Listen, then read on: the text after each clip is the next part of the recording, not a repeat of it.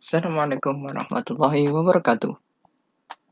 Halo sahabat matematik sekalian, bagaimana kabar di kesempatan kali ini? Di sesi kali ini kita akan melanjutkan materi kita masih membahas tentang bilangan, yaitu tentang bilangan pecahan. Di materi bilangan pecahan ada beberapa yang harus kita pelajari secara lebih detail setelah sebelumnya kita telah belajar tentang apa itu pecahan dan bedanya dengan bilangan rasional. Di kesempatan kali ini kita akan belajar tentang pecahan yang senilai dan bagaimana menyederhanakan bentuk suatu pecahan. Nah, sebagai ilustrasi, misalkan kita memiliki cerita seperti ini. Pak Ahmad mempunyai sebidang tanah yang dibagikan kepada kedua anaknya dengan luas yang sama. Ali dan Umar masing-masing mendapat bagian yang sama.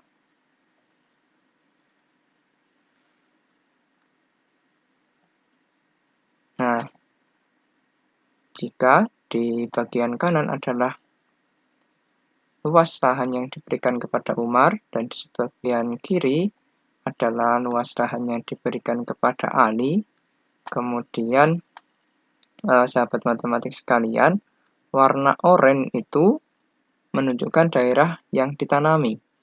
Nah, pertanyaan yang muncul adalah berapa nilai bagian yang ditanami dibanding luas lahan di masing-masing lahan, baik milik Ali maupun milik Umar.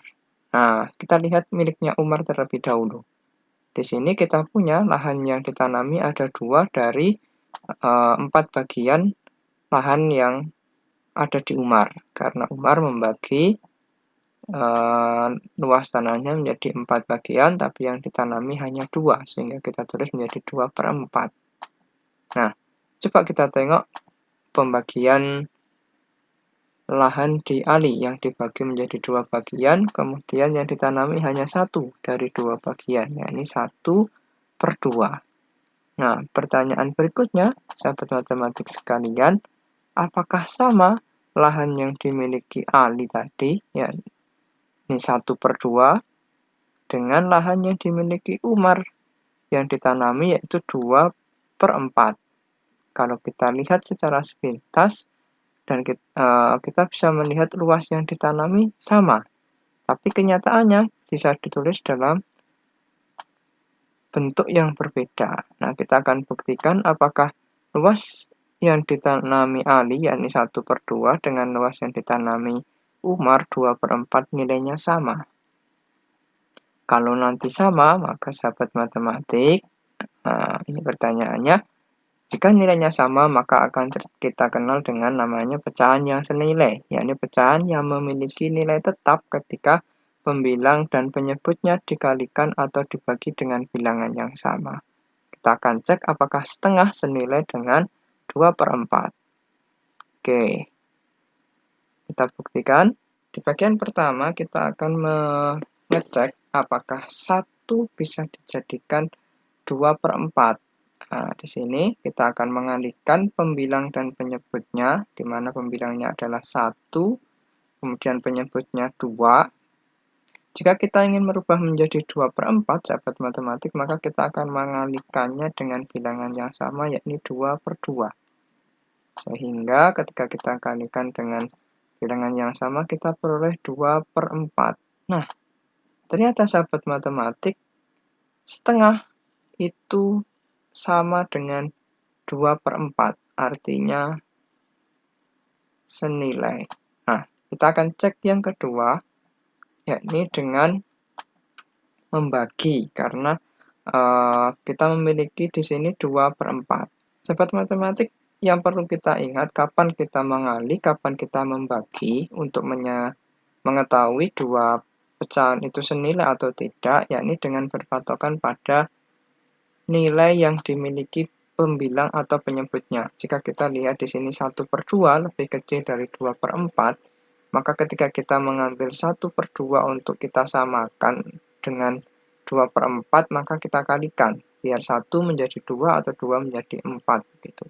Karena ini nilainya pembilang dan penyebutnya lebih kecil, begitu ya. Nah, sedangkan di sini ada 2 pembilangnya yang lebih besar dari 1, sehingga untuk 2/4 coba kita akan membaginya dengan bilangan yang sama. Nah, sehingga kita peroleh pembilangnya 2, penyebutnya 4, kita bagi dengan berapa ya? Dengan 2, sehingga kita akan dapatkan ternyata 1/2. Nah, sahabat matematik, ternyata 2/4 juga bisa dinyatakan dalam bentuk 1/2. Sehingga kesimpulannya, pecahan 1/2 itu senilai dengan 2/4. Nah, sahabat matematik, kita ngeceknya seperti itu. Baik, kita lanjutkan. Nah, bentuk yang kedua tadi, ketika kita memiliki pecahan yang bisa dibagi pembilang dan penyebutnya dengan bilangan yang sama, maka kita kenal pembagian ini dengan istilah menyederhanakan. Contoh, misalnya sahabat matematik, kita memiliki pecahan 3/6. Nah, untuk menyederhanakan bentuk pecahan 3/6, maka sahabat matematik harus mengetahui pembilang dan penyebutnya apakah memiliki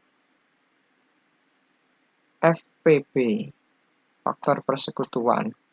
Kita ambil yang paling besar sehingga kita akan dapatkan bilangan yang paling sederhana. Tapi kalau hanya menggunakan faktor persekutuan saja, ini juga bisa, tapi nanti tidak dalam bentuk paling sederhana.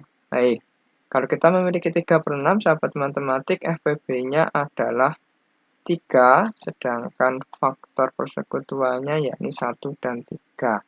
Maka ketika kita punya 3/6, kita bisa menyederhanakannya dengan membagi 3/3 harus sama antara pembilang dan penyebutnya, sehingga ketemulah 1/2. Ini sudah bentuk paling kecil, tidak bisa disederhanakan lagi. Nah, kita beri contoh, misalnya kita punya 4/12.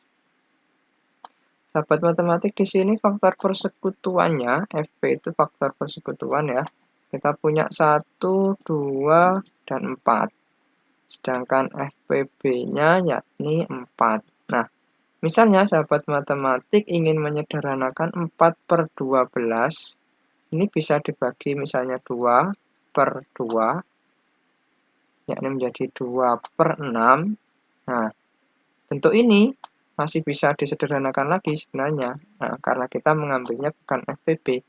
Tapi kalau yang kedua, misalnya kita ambil dengan menyederhanakan dengan FPB-nya, yakni 4/4, maka kita punya bentuk yang paling sederhana, yakni 1/3. Nah, ini sahabat matematik bedanya ketika kita menggunakan faktor persekutuan untuk menyederhanakan sebuah pecahan dan dengan menggunakan FPB. Hasilnya senilai tapi bentuknya berbeda. Ini 2/6 kalau kita gunakan faktor persekutuan 2 untuk membagi, sedangkan kalau FPB-nya ini dalam bentuk yang paling sederhana. Itu kelebihannya penggunaan FPB untuk menyederhanakan sebuah pecahan. Oke, sahabat matematik, insya Allah cukup itu pertemuan di sesi kali ini, yakni membahas tentang pecahan yang senilai dan juga menyederhanakan bentuk pecahan. Nah, sebagai penutup, sahabat matematik, kita ambil contoh yang terakhir tadi, yang 4/12. Kita bisa menyatakan 4/12 ini dengan 4/12 atau 2/6 atau 1/3. Nah, ternyata 4/12, 2/6 sama dengan 1/3 ini adalah bentuk pecahan yang senilai. Nah, senilainya bisa kalau kita 4/12 bisa disederhanakan menjadi 2/6 atau 1/3, atau kita bisa mengalihkan 1/3 atau 2/6 menjadi 4/12. Nah, itu caranya untuk mengecek senilai tidaknya sebuah pecahan dan bagaimana kita menyederhanakan sebuah pecahan sekaligus. Baik, terima kasih waktunya, semoga bermanfaat. Wassalamualaikum warahmatullahi wabarakatuh.